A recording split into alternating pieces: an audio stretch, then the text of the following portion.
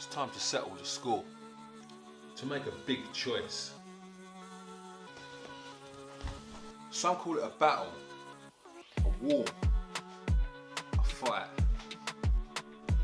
But we call it the dispute, where we go back and forth to give you our best opinion on who Arsenal should sign in the summer transfer window. And then we leave it for you to decide. So welcome to the transfer exchange, the dispute. Welcome to another episode of the dispute.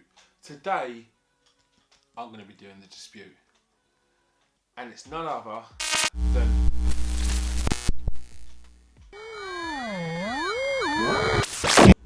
You thought I was done? This week's dispute is not over yet. Not by a long way. RB Leipzig, centre back, 6'3", an absolute giant of a defender, 15 stone, Sol Campbell-esque. This guy is a colossus. Who? Upamecano? Oh no. I'm talking about his centre-back partner, Ibrahima Konate. Why has nobody been speaking about this guy? Where have the papers been? Where has the internet talk been? Well, Steve, your head scout from the Transfer Exchange show, is going to tell you about him now. He's 20 years old, a Frenchman. He is excellent on the ball. His tackling is beyond belief. This guy brings the ball out of defence like he was an attacking midfield player. This kid, like I said, 20 years old, he is the one we should be looking at. Not Upamecano. People's eyes are all looking at Upamecano. No. Ibrahima Konate is the man who Arsenal should be signing in the summer. And Steve from the Transfer Exchange show has told you today. And don't you forget it. You have a good day. And don't forget the name. Ibrahima Konate. Can't lie, I wasn't expecting that.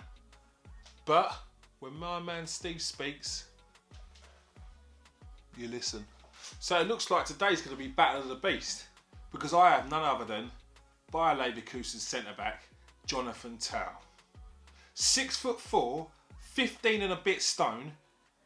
He's not made for football, he's made for wrestling. But he's light on his feet, good footwork, good agility, great in the air, and he's got a stomp on the ground that's bigger than the BFG. I mean, I see strikers cower around this guy.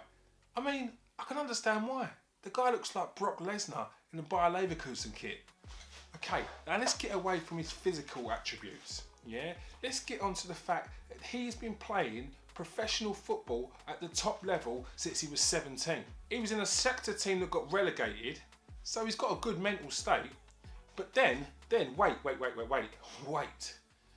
He was loaned back to a Bundesliga team the following season, which shows you they rated his credentials and they knew from a young age that this kid is a talent. There he had a season at Dusseldorf, who paid over £3 million just to loan him at 18. At 18, they've taken this kid from a Bundesliga 2 team.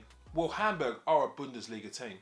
They've taken him from a Bundesliga 2 team, yeah, and they've taken him up to the Bundesliga at 18. He finishes his loan with Dusseldorf and then gets bought by Bayer Leverkusen for £5 million.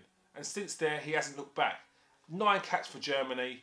He has experience from Champions League from a young age until now. He's only 24 and he's got a lot of years ahead of him. Now, we know that Mikel Arteta is looking for a dominating figure in defence. We had Pep before, but this guy is a massive improvement on him. I think if we put in the money for Jonathan Tah, I can't see anything going wrong there. Big, athletic, pacey, good footwork. What more do you want in a big, burly centre-back? So, that's my reason why Arsenal should go out and buy Jonathan Tah as their replacement for whoever. Papa, Mustafi, Chambers, Holding, Luiz, whoever. I don't care. The geezer's a beast. Get him in, get it done. So you've heard the argument. You got Ibrahima Konate, you got Jonathan Tah. You got Axel Disasi, or you got Evan and Dickia. 4 beasts, 4 man mountains, 4 absolute ballers. But the choice is now yours. You decide. In the comment section, let us know at the 4 centre backs who you'd have. Now, you didn't think we were going to leave you without giving you some insight from one of our experts, did you? Did you? Honestly, did you? On this show, every week, we get some insight from an expert, a pundit, a scout, whatever. We're giving that to you. Today, we hear more from Stevie Greaves, where he gives his opinion on 17-year-old Celtic forward Karamoko Dembele, who's been playing for the Celtic under-20s team since he was 13 years of age. I had to ask him. It would be criminal if I didn't. Let's hear what he had to say about him. Yeah, it's one thing that it really jars me with when people say it's just the Scottish League, because like you said, Virgil van Dijk, and years before Van Dijk, there's players that were regarded, once they did come to the Premier League or they did go to other leagues like Henrik Larsson, Paolo Di Canio, like the list goes on, that they were able to make that leap, and it was seamless. It was easy. Yeah. So I don't know why people question it, because of maybe the teams that are a bit lower down in them leagues. Especially when you see talent like Karamoko Dembele at Celtic, the youngster. How good is he? I haven't seen him. In fact, I've seen him live twice. It was a while ago. I remember he came on for Scotland against Wales, and he played the second half, and ridiculous. Just the balance, the composure. When 2 people shut you down, some players panic, and you can see their footwork isn't good enough. He just kind of absorbs 2 people coming in a wee fake, shifts it away from him, makes a passing lane. He's got this thing that a lot of British players don't have, is they'll take an extra touch to pull somebody in, and then they'll either fake and go by them, or they'll make a wee 1-2 around people. Like, kids with that level of composure are very rare. Yeah. And especially in British football, where sometimes the game is 200 mile an hour, and if you've got somebody who can slow it down and give themselves more time but still show the level of quality needed, like, that boy could go all the way. Like, he's unbelievable. Was he playing in the under-20s from 13, wasn't he? Yeah, but even then, like, he's only a little guy, but he's a stocky shape. He's lightning quick. He played in Celtic's first team at the end of the last season, the last couple of games of the season.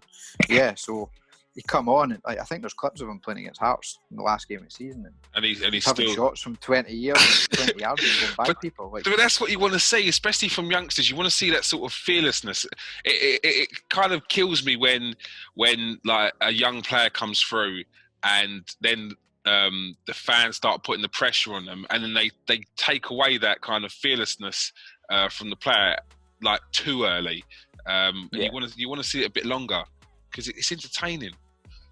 But you see it with Arsenal just now. Like, you've got Saka coming in and playing left back. He's not a left back. Mm-hmm. He's a winger playing deeper. But as soon as the fans get on his back, does he become inhibited? Mm-hmm. I don't know. It depends on the personality of the kids. Some kids don't care that people are booing or shouting at them from the side. They don't hear it. When they're playing, they block it out. With some of them, as they get older, when they've had some good and some bad experiences behind them, it's something which has knitted away at them and just annoyed them for 10 years that it becomes an influence. Whereas at 16, 17, 18, 19, probably don't even hear it, because they're that focused on making sure that they don't give the ball away, or they're focused on making sure they chase back so they can get to play again.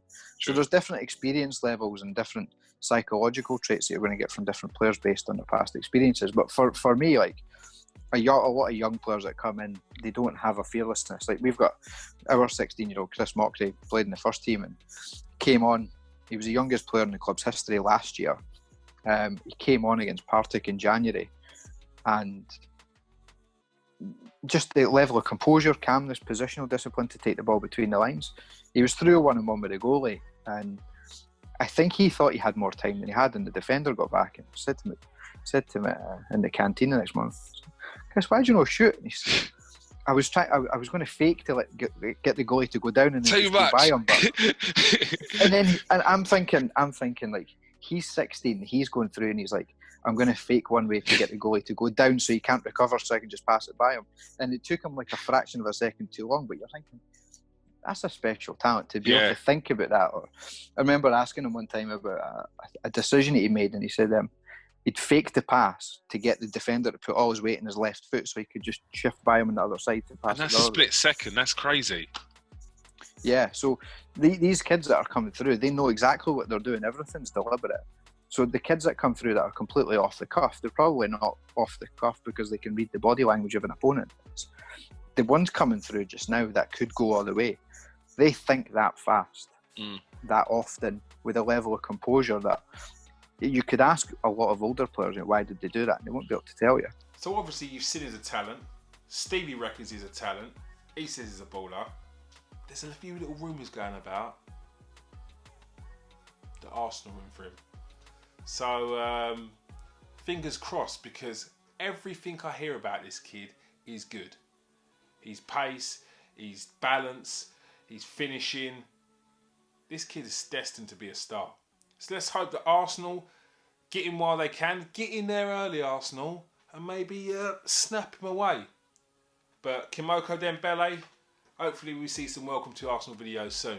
That's all for today's show, but don't forget to tune into next week's dispute, where we talk about who would be the best free transfers to sign for Arsenal. Also, don't forget to tune into our Sunday show, The Review, and obviously the Transfer Exchange show coming up this week.